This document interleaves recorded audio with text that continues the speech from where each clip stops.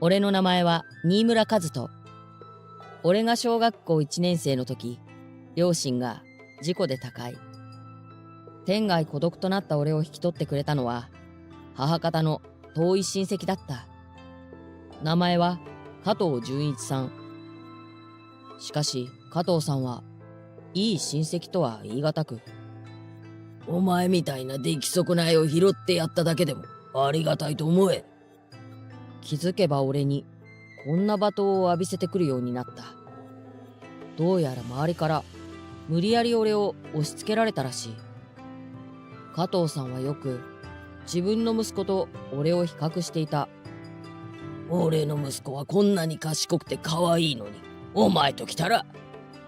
はあ、とため息混じりに言われることが何度もあった。家庭内ではいつも不穏な空気が流れていた。これに心を痛めていたのが加藤さんの奥さん。彼女はまともな人で、俺にも優しくしてくれた。だけど、こんな状況がいつまでも続くのは耐えられなかったのだろう。俺が中学2年生の時、彼女は旦那に離婚届を突きつけて出て行ってしまった。お前のせいだ。それ以来、俺に対する加藤さんの態度は苛烈を極めた。これ以上この家にいたら、俺もいずれ限界を迎える。そう思った俺は、中学卒業と同時に家出。行き場もなくフラフラしていたところ、とある町工場の職人に拾ってもらった。自分の食いぶちは自分でどうにかするんだ。そのための術を教えてやる。俺を拾ってくれたのは、清水さんという人で、かなりこわもてで、性格も厳しかった。だけど、俺がこの先、一人で生きていけるように、生活のことや、社会人の一般常識、職人としての技術や知識を全部教えてくれた。清水さんは俺にとって、もう一人の父親だ。しばらく俺は、清水さんの家でお世話になりながら、彼が職人として所属している会社で働いていた。この会社で働いている人たちは、清水さんみたいに厳しくも優しい人が多く、一番若い俺を何かと面倒を見てくれた。しかし、俺は職人としての才能がなかったらしい。何年経っても身につかない俺に、ある日、清水さんがこんな提案をしてくれた。お前は会社を経営する側が向いているかもな。それ以降、俺は職人修行ではなく、勉学に集中。これが向いていたようで、働きながら高卒認定と大卒認定の取得ができた。俺って勉強が好きだったんだ。この時になって初めて気づき、それから俺は机にかじりつくようになる。この会社のためにと取得した資格は数多く、実際に会社の運営に役立つ場面も多かった。これが評価され、俺はどんどん昇進。そして、わずか30代で、俺は社長に就任した。前代の社長が高齢で、後継者を探していたところに、俺が大抜擢されたのだ。皆さんのおかげです。ありがとうございます。俺の社長就任のお祝いに、清水さんや職人さんたちが集まってくれた。俺が深々と頭を下げると、みんな温かい拍手を送ってくれる。俺の面倒を見てくれた清水さんや職人さんたちは、すでに定年退職済み。現在は新しい職人たちや社員と共に会社を引っ張っている。お前の努力の結果だ。これからも精進しろよ。はい。仕事が安定した後は、清水さんの家を出て一人暮らしを始めたけれど、今でも俺にとって清水さんは尊敬する師匠であり、もう一人の父親だ。いつか清水さんに恩返しがしたい。そのためには、まず目の前の仕事に必死で取り組まなければと、改めて決心した。しかしある日のこと、おはよう。あれ、みんなは？俺が出勤すると、職場のオフィスはガランとしていた。オフィスにいたのは最近入社してきた女性のバイト。長田香織さんだけ。長田さんは困惑した顔で俺を出迎えた。それが出勤時間になっても皆さん来ないんですよ。え、なんで？わかりません。一体何が。俺は首をかしげながら社長室に入る。するとそこには、なんだこれは。俺の机の上に大量の退職届が積み上げられていた。俺の声を聞いた長田さんが慌てて社長室に入ってくる。これは私以外の全社員の退職届ですね。そんな。うちの町工場は少数精鋭でやっていた。数で見れば大した量ではないのだが、今ここに提出されているのは長田さん以外の全社員の退職届だ。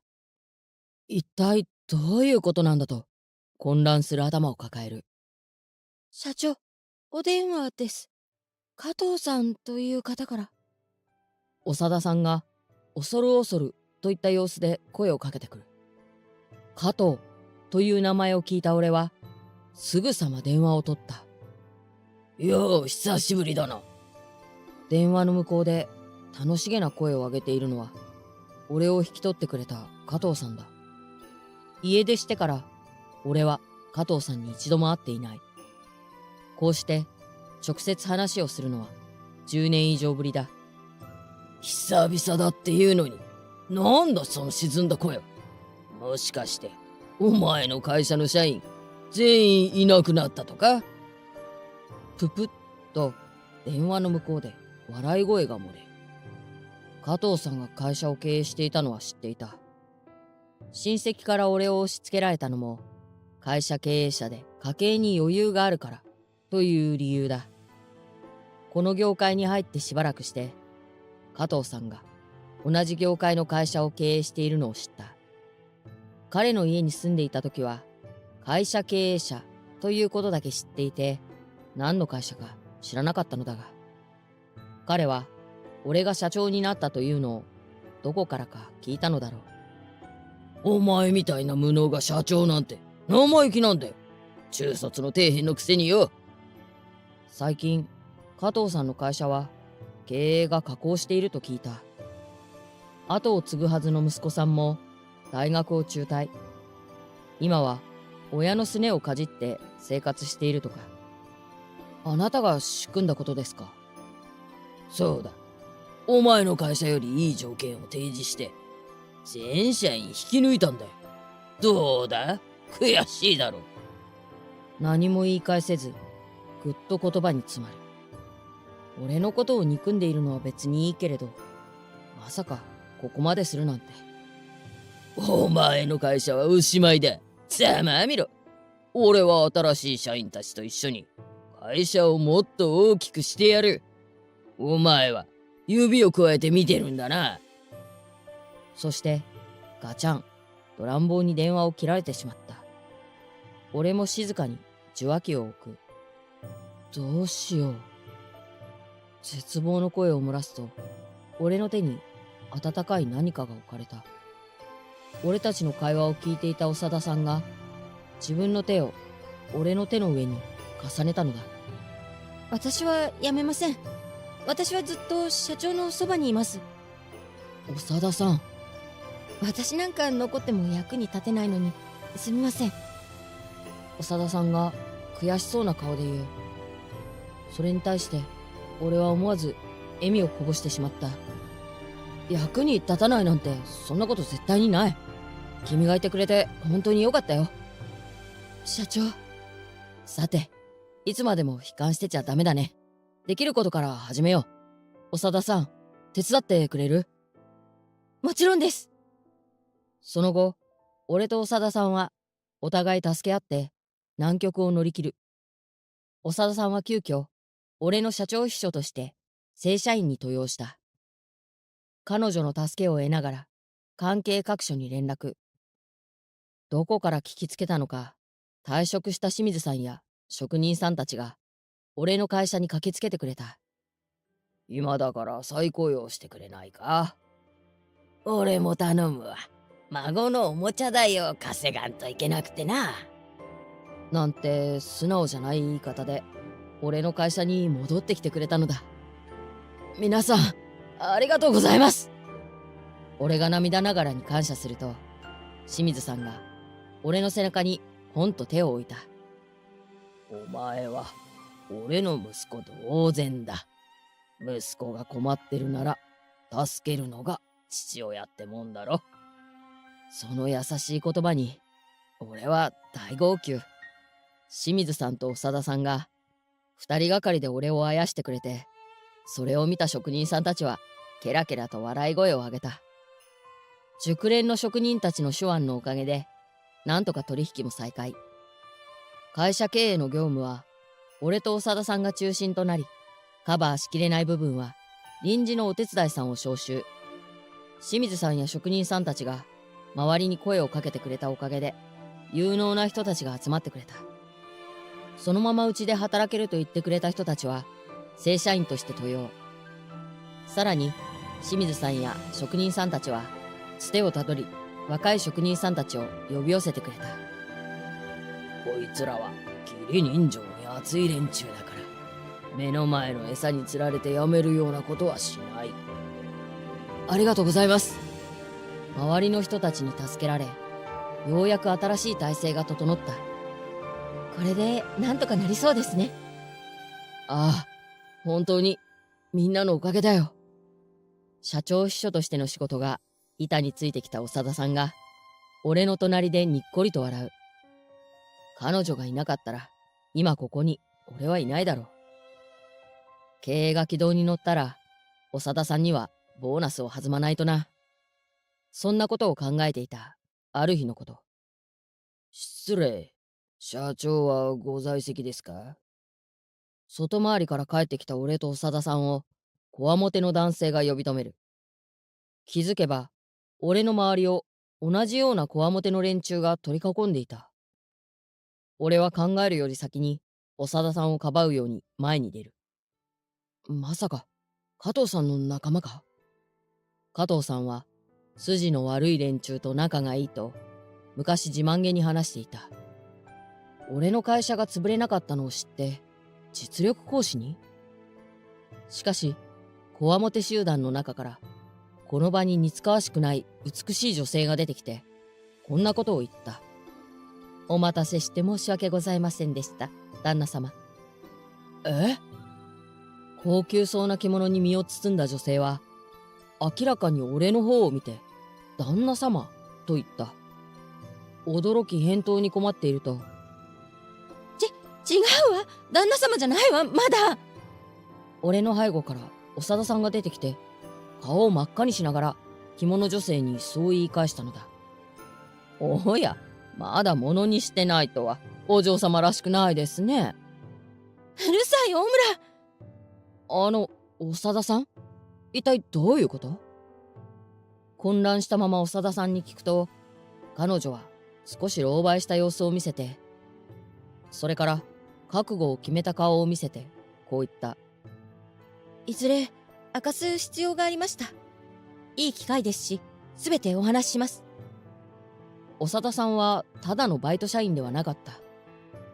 実は彼女、とてもいいところのお嬢さんだったのだ。大村さんと呼んだ着物美女は彼女の教育係だそうだ。実は俺と長田さんはお互い幼い頃に会っていたらしい。長田さんが川で溺れているところに俺が通りがかり彼女を救出。ありがとうお兄ちゃん。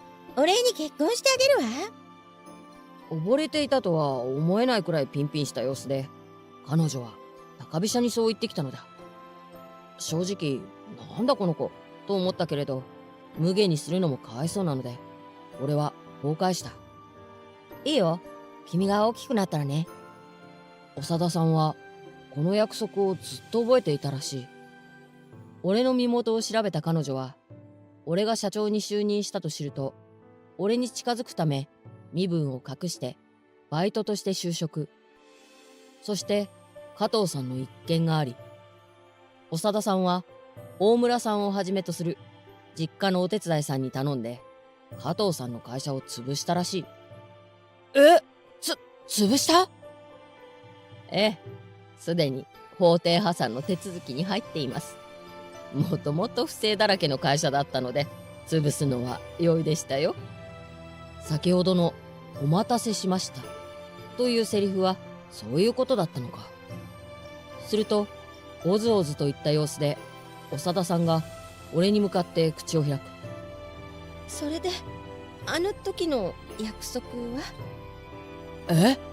ああ、約束とは結婚云々の話だろう。正直、子供の頃の話だし、突然いろいろなことが起こりすぎて、頭が混乱しているのだが、はっきり言わせてもらうと、返事に困っている。君のことは今まで同じ会社の仲間としか思ってなかったし、正直な気持ちを伝えると、長田さんは途端に泣きそうな顔になる。だから、これから君のことを教えてくれないかな。え？お互い仕事上の姿しか知らないだろ。付き合うならプライベートの姿も知らなくちゃ。俺の言葉の意味を理解した瞬間、長田さんの顔がパーッと明るくなる。その素直で可愛らしい反応に、多分俺から告白するのは時間の問題だろうな、と確信した。その後、長田さんの希望もあり、彼女は自分の正体を社員に明かした。一緒に働く上で隠し事があるのはフェアじゃない、と考えたらしい。正体が明らかになっても、彼女に対する周りの態度は変わらなかった。私、この会社では一人の人間として自然体で過ごせるんです。皆さんいい人ばかりで、私、この会社が大好きです。そういう会社にしてくれたのは彼女のおかげでもある。俺は清水さんや周りの人たちに背中を押されて、今日彼女に告白するつもりだ。これから先も彼女の笑顔を守るために、俺はこの会社で一生懸命働き続けていく。